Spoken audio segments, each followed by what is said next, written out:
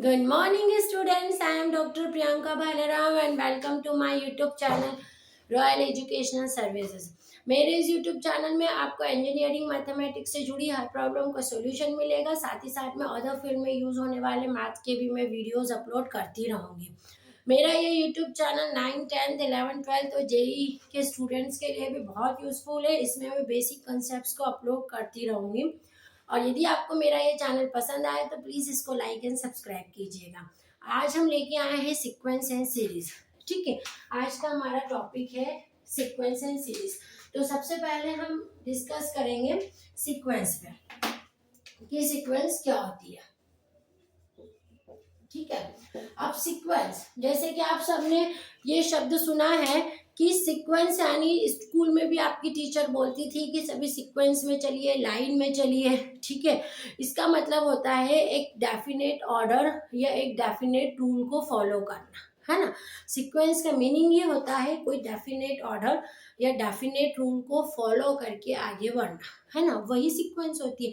तो जो general language में सीक्वेंस की डेफिनेशन है वही हमारे मैथमेटिक्स में, जनरल लैंग्वेज में जो हम बोलते हैं वो हमारे ऊपर लागू होती है, मैथमेटिक्स में हम नंबर्स पे लागू करते हैं। तो मैथमेटिक्स में हमारे पास रहता है सेट ऑफ नंबर, तो डेफिनेट रूल किन पे लगेगा, सेट ऑफ नंबर पे लगेगा। अब डेफिनेट रूल का मतलब होता है या तो वो इंक्रीजिंग ऑर्डर में रहेगा या वो डिक्रीजिंग ऑर्डर में रहेगा। ठीक है, मतलब क्लियर डेफिनेशन आपकी बन चुकी है कि सेट ऑफ नंबर्स यदि डेफिनेट रूल फॉलो करते हैं, वो डेफिनेट रूल आइदर इंक्रीजिंग हो या डिक्रीजिंग हो। ठीक है, तो वो जो अरेंजमेंट रहता है उसको आप सीक्वेंस कहते हो। ठीक है, ये आपकी सिंपल एक डेफिनेशन हो गई है सीक्वेंस की। हम इसी को लिखेंगे, the set of number which are in definite order, the set of numbers which are in definite order। अब ये डेफिनेट ऑर्डर कैसा हो सकता है, इंक्रीजिंग और decreasing and follow a definite rule, then it is called sequence, है ना। The set of numbers which are in definite order, increasing or decreasing, and follow a definite rule, then it is called a sequence। उसको आप sequence कहते हैं। And the elements of sequence are their terms। जैसे school में एक line बना के एक ऑर्डर में हाइट वाइज खड़े हैं कि सबसे छोटा बच्चा, फिर उससे बड़ा बच्चा, फिर उससे बड़ा बच्चा, तो ये एक ऑर्डर हो गया है।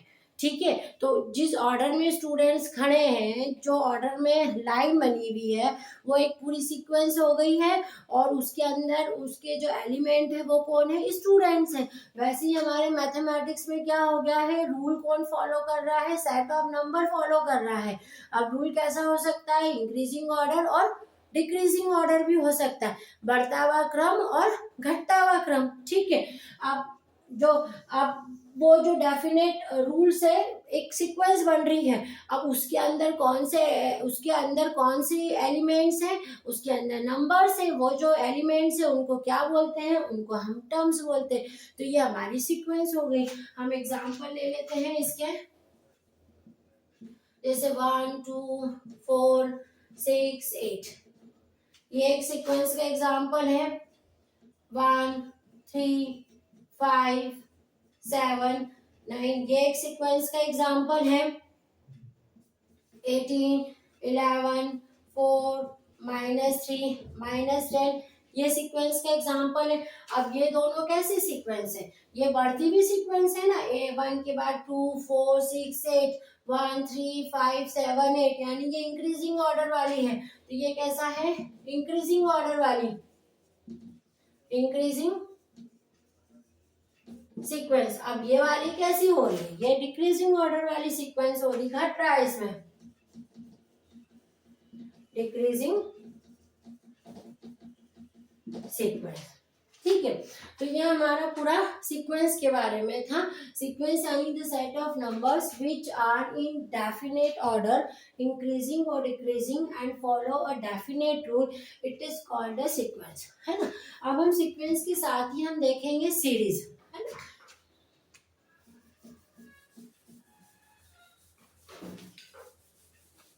Series,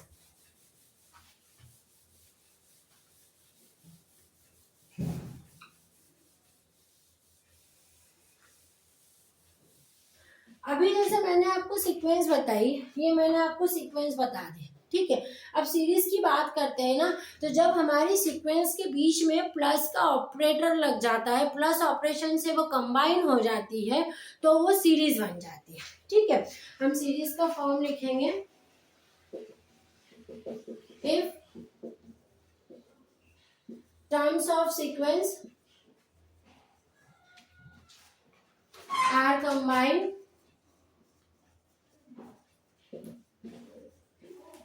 with plus, then it is called series, है ना।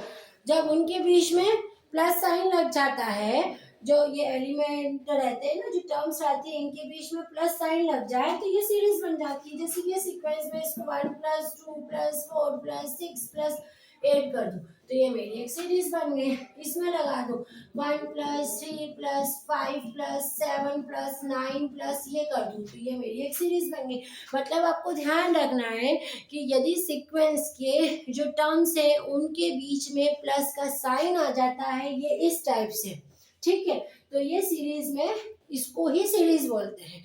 मतलब सीक्वेंस में प्लस का साइन लग जाए एलिमेंट्स के बीच में, तो आप उनको बोलते हो सीरीज।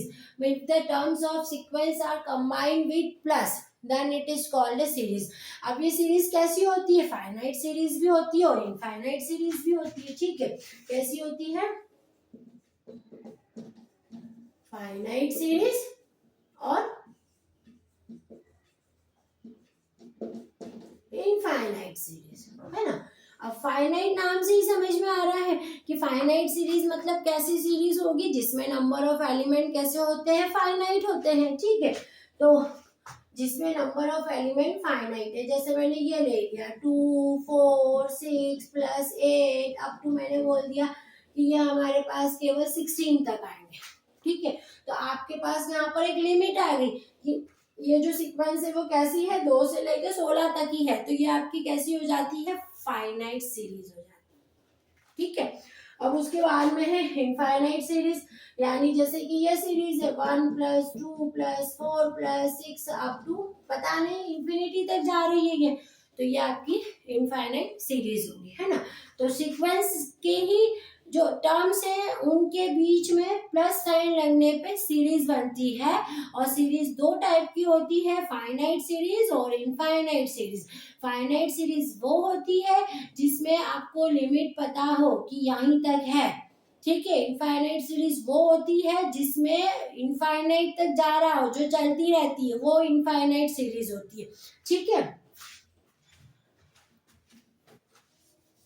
अब हम इसी में देखेंगे, सीक्वेंस हमने देख लिया है, सीरीज हमने देख लिया है, अब हम आते हैं प्रोग्रेशन पे,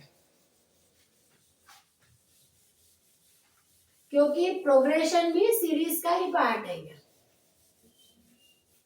ठीक है।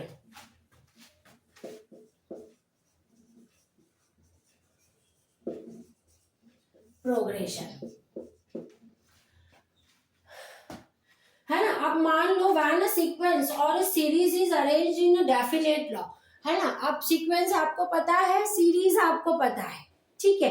अब सीक्वेंस और सीरीज को एक डेफिनेट लॉ के थ्रू अरेंज कर दिया जाए, है ना।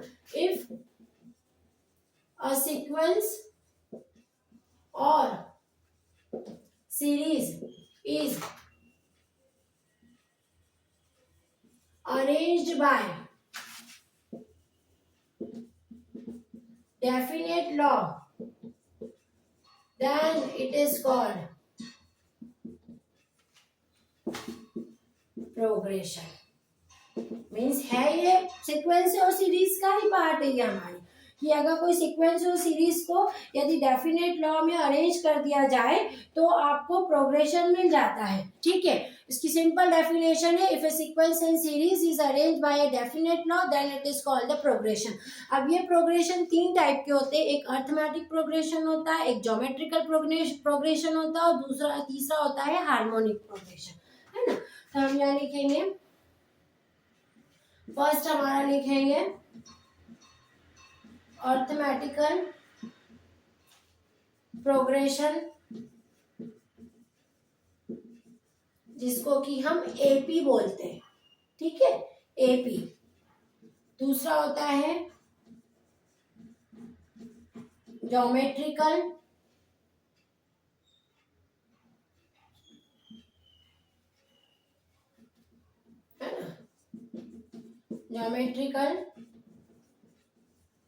प्रोग्रेशन, जिसको आप जीपी बोलते हो। थर्ड होता है आपका हार्मोनिक प्रोग्रेशन,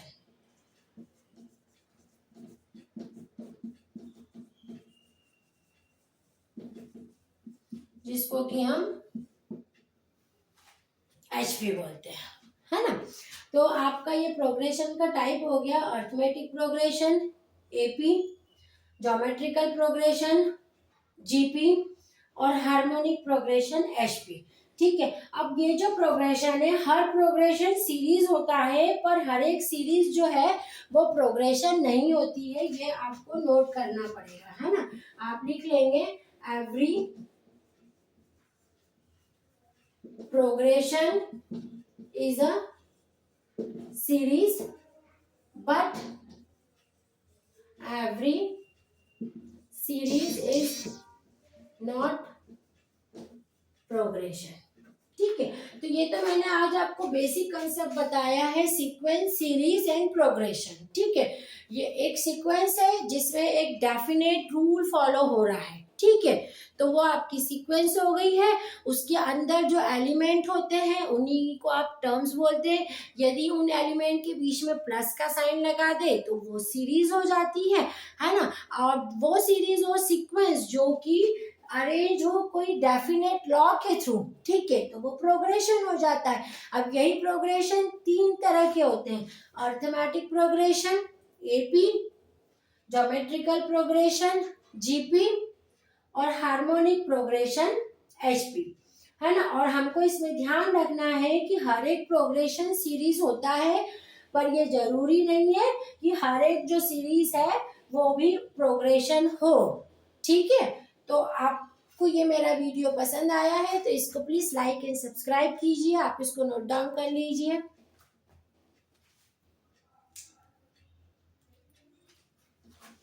थैंक यू।